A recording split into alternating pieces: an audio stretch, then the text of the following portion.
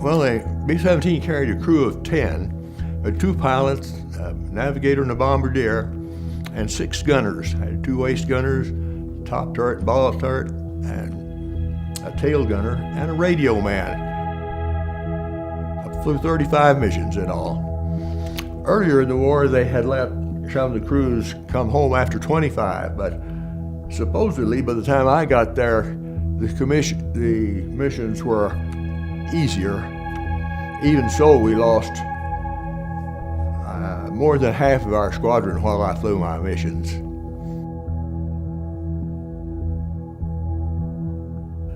And I volunteered for the Army Air Corps before I was drafted, but the reason I did, of course, I was going to be up for draft, and because, well, I did it because I had to go.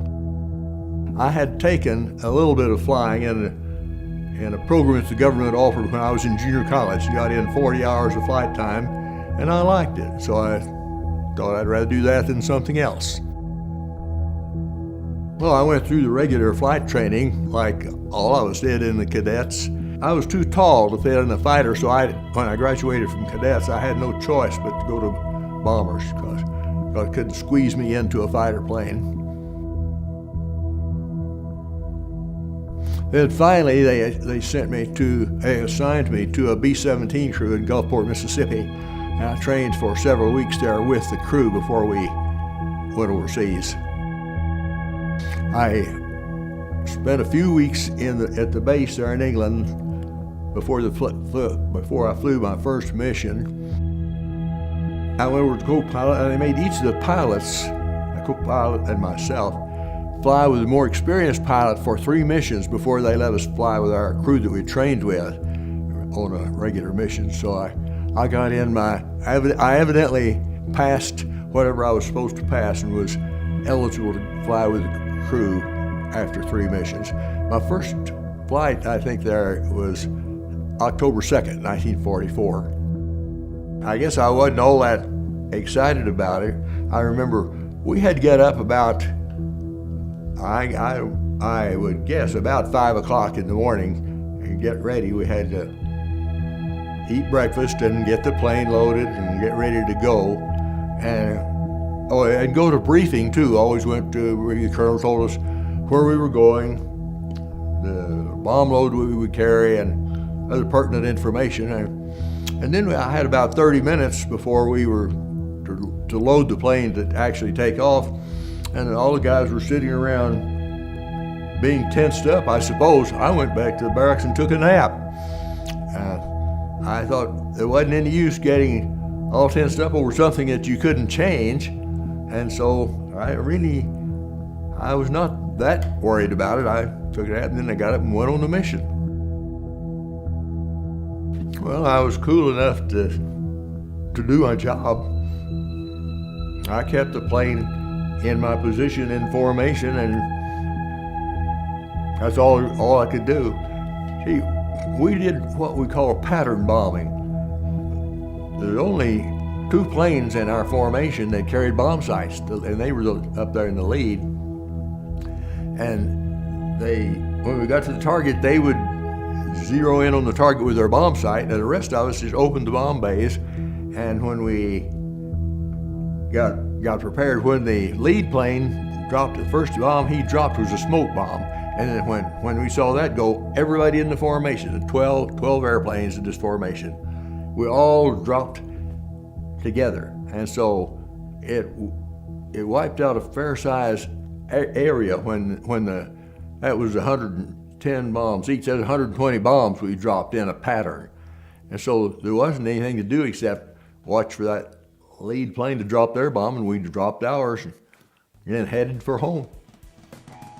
The roughest mission I ever made was to a little oil refinery north of Berlin, maybe 50 miles, called Politz.